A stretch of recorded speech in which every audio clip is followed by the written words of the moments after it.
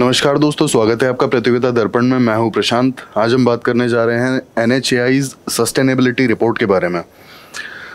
सबसे पहले हम न्यूज़ देख लेते हैं। NHAI ने हाल ही में अपनी first sustainability report financial year 2021 और 22 के लिए रिलीज़ की है और ये रिपोर्ट GRI गाइडलाइंस यानी कि ग्लोबल रिपोर्टिंग इनिशिएटिव गाइडलाइंस पर बेस्ड है। इसे डिटेल में जानते हैं, क्या इस रिपोर्ट्स की हाईलाइट हैं, क्या GRI इनिशिएटिव है, सारी चीज़ें हम डिटेल में देख लेते हैं। सबसे पहले हम बात करेंगे कि इस रिपोर्ट की फाइंडिंग्स क्या हैं। पहला है इसमें digitization of the highway network.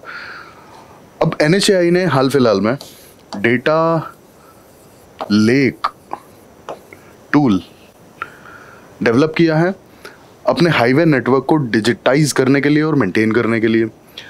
दूसरा, रिड्यूस्ड एमिशंस। अब पिछले 3 साल में फ्रॉम फाइनेंशियल ईयर 2019-20 टू 2021-22 पिछले 3 साल में अगर डायरेक्ट एमिशंस देखें तो it has been reduced by 18% और फ्यूल कंजम्पशन अगर देखें तो लगभग 9% से रिड्यूस हुआ है ये अकॉर्डिंग टू दिस रिपोर्ट, और ये पिछले 3 साल का रिडक्शन है। Then use of recycled materials. अब यहाँ पे ये रिपोर्ट हाईलाइट करती है कि NHAI नेशनल हाईवे कंस्ट्रक्शन में रिसाइकल्ड मटेरियल्स जैसे कि plastic waste, recycled plastic waste, recycled aggregates, जो आपका जो डिमोलिशन होता है तो उसमें जो भी आपका एग्रीगेट निकलता है उसे भी रिसाइकल करके रिसाइकल्ड एग्रीगेट्स को यूज़ किया जा रहा है हाईवे कंस्ट्रक्शन में। प्लास्टिक वेस्ट को यूज़ किया जा रहा है। देन फ्लाई ऐश को भी यूज़ किया जा रहा है। तो ये सारे रिसाइकल्ड मटेरियल्स यहाँ पे यूज़ हो रहे हैं नेशनल हाईवे कंस्ट्रक्शन में। देन तीसरा आता है वाइल्ड लाइफ क्रॉसिंग्स। अब यहाँ पे मैन एनिमल कन्फ्लिक्ट सिर्फ शहरों तक या फिर गाँव तक ही सीमित नहीं है, ये हाईवेज़ पर भी आ चुका है। कई बार क्या होता है कि बहुत स्मूथ और 6 लेन और बहुत लंबे स्ट्रेट मतलब हाईवे बने हुए हैं, ज़्यादा कर्व्स नहीं है, उस पर लोग काफ़ी तेज़ गाड़ियाँ चलाते हैं, कार्गोज भी काफ़ी तेज़ मूव करते हैं। ऐसे में अगर कोई भी एनिमल रोड पर आ जाता है तो जब तक व्हीकल कंट्रोल हो पाता है लोग मार देते हैं। ऐसे बहुत सारे केसेस देखने को मिले जब लेपर्ड्स को या फिर काफ़ी मतलब एनिमल्स को मार दिया जाता है और वो एक्सीडेंटली मर जाते हैं। तो ऐसे केस में government came up with this idea कि वाइल्ड लाइफ क्रॉसिंग्स को कंस्ट्रक्ट करके और इनका एक्सपेंस बढ़ा देना चाहिए। अब यहाँ पे पिछले 3 सालों में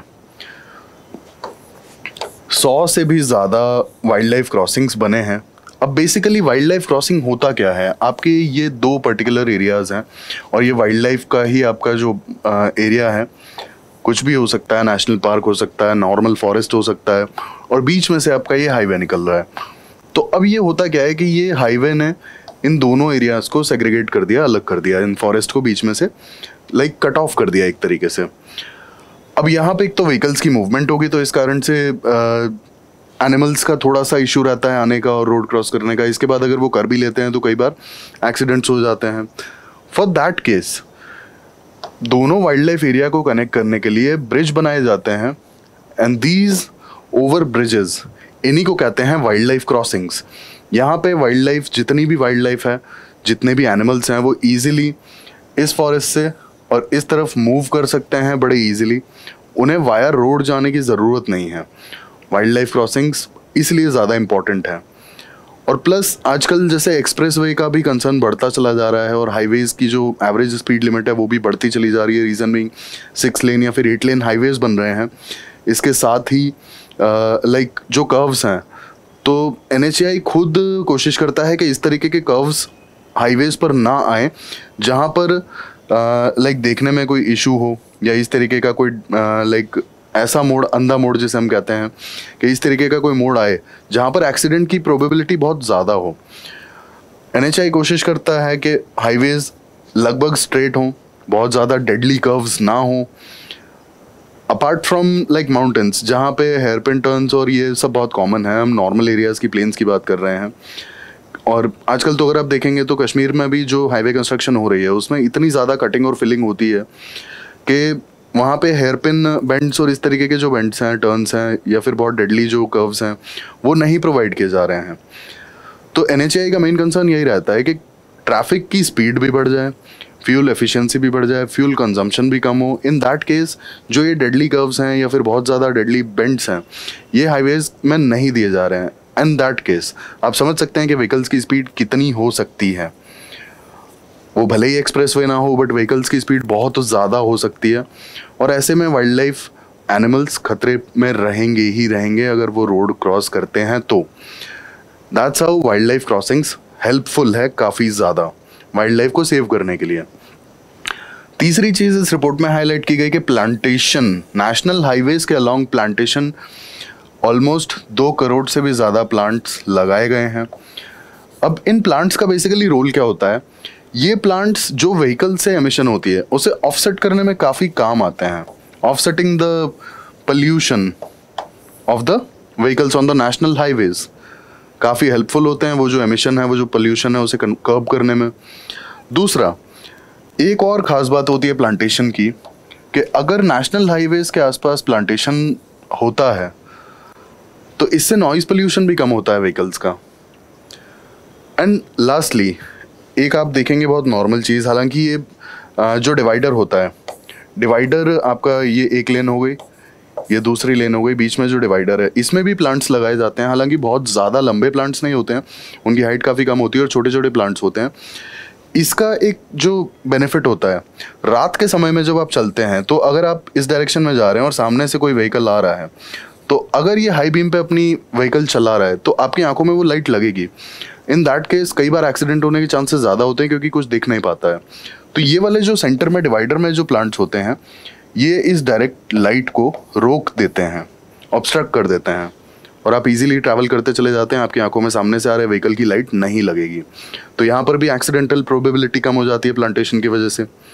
तो ये हमने प्लांटेशन के भी बेनिफिट्स देख लिए और देखा कि ऑलमोस्ट 2 करोड़ से भी ज़्यादा प्लांट्स प्लांट किए गए हैं नेशनल हाईवेज के अलॉन्ग। अब lastly, inclusive workforce. Inclusive as an पिछले 3 साल में वुमेन्स का रोल वर्कफोर्स में काफ़ी बड़ा है, वुमेन रिक्रूटमेंट बढ़ी है, और ओवरऑल वर्कफोर्स में 3% तक वुमेन्स का प्रोपोर्शन बढ़ चुका है। तो ये हमने बात की फाइंडिंग्स ऑफ द रिपोर्ट के बारे में। अब हम बात कर लेते हैं ग्लोबल रिपोर्टिंग इनिशिएटिव के बारे में। ये एक इंटरनेशनल ऑर्गेनाइजेशन है which is helping business houses and other organizations to take responsibility for their impact on environment. अब इनके जो भी एक्शंस होंगे बिजनेस हाउसेस के, ऑर्गेनाइजेशंस के, इनके एक्शंस के, इनके काम के, इनके बिजनेस के एनवायरनमेंट पे क्या इम्पैक्ट पड़ेंगे, ये ऑर्गेनाइजेशन हेल्प करती है। कैसे करती है? ये सारी ऑर्गेनाइजेशंस की हेल्प करती है चीज़ें रिपोर्ट करने में। अब ये जो रिपोर्ट्स हैं एक्चुअल में कुछ स्टैंडर्ड्स के बेसिस पे होती हैं, ये सारी जो रिपोर्टिंग होती हैं, और ये जो स्टैंडर्ड्स हैं, ये standards global reporting initiative decide करता है। इंटरनेशनल लेवल के, ग्लोबल लेवल के स्टैंडर्ड्स को डिफाइन करना और फिर उन्हें रिपोर्ट करना। And what is the report? Report about the economic, environmental, social and governance performance of the organization. And economy पे, एनवायरमेंट पे, as well as like society पे उनके जो इम्पैक्ट हैं उन्हें रिपोर्ट करना। लास्टली, इस ऑर्गेनाइजेशन का जो सेक्रेटेरिएट है, जो हेडक्वार्टर है, it's in Amsterdam, Netherlands. NHAI की हम बात कर लेते हैं। What is NHAI? NHAI first of all statutory body है under NHAI act 1988 and it functions under ministry of road transport and highways. इसका बेसिक ऑब्जेक्टिव क्या है? नेशनल हाईवे डेवलपमेंट प्रोग्राम, इसे इम्प्लीमेंट करना, बेसिकली नेशनल हाईवेज की reach को बढ़ाना, national highways की proper maintenance and national highways को ग्लोबल स्टैंडर्ड्स की मेंटेनेंस प्रोवाइड करना, ग्लोबल स्टैंडर्ड्स पर मेंटेन करना। इसके बाद जो भी यूज़र ग्रुप है, जो भी लोग यूज़ करते हैं हाईवे, उनकी क्या एक्सपेक्टेशंस हैं हाईवेज को लेकर के, उसे ध्यान में रखते हुए हाईवेज को डिज़ाइन करना, बनाना। What is the vision? Vision is to connect India with national highways जो कि प्रॉपरली मेंटेन्ड हो। रीज़न बीइंग, नेशनल हाईवेज का इकोनॉमी में बहुत बड़ा रोल होता है। एक तो आपका पूरा ट्रेड, पूरा जो बिजनेस है वो नेशनल हाईवेज पे ही डिपेंड करता है। दैट्स वाई इनका जो नेटवर्क है वो स्ट्रांग होगा, अच्छा होगा, तो वो कहीं ना कहीं इकोनॉमी के लिए ही बेनिफिशियल होगा। तो ये हमने बात की इसके NHAI के objective as well as vision पे। अब हम नेशनल हाईवेज की बात कर लेते हैं। What are national highways? They are arterial routes of the country for interstate movement of passengers and goods. अब बेसिकली क्योंकि ये नेशनल है तो ऑब्वियस सी बात है कि इंटरस्टेट मूवमेंट होना ही होना है, इंटरस्टेट बना ही होगा नेशनल हाईवे। अब नेशनल हाईवे की सबसे खास बात यह है कि ये जितने भी स्टेट कैपिटल्स हैं उन्हें नेशनल कैपिटल से कनेक्ट करता है। इसके बाद जो भी मेजर पोर्ट्स या फिर मेजर टाउन्स या मेजर सिटीज़ होती हैं, basically we talk about major cities, major cities को पोर्ट रोड्स को मेजर पोर्ट्स को कनेक्ट करता है। देन जो मेजर रेल जंक्शंस हैं वहाँ कनेक्ट करता है सिटीज़ को।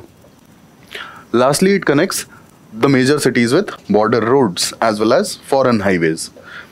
तो ये हमने बात की नेशनल हाईवे की। अब इसके हम नेटवर्क की अगर बात करें तो इंडिया में 2018 और 19 का डेटा है 1,32,499 किलोमीटर्स के टोटल नेशनल हाईवे नेटवर्क है।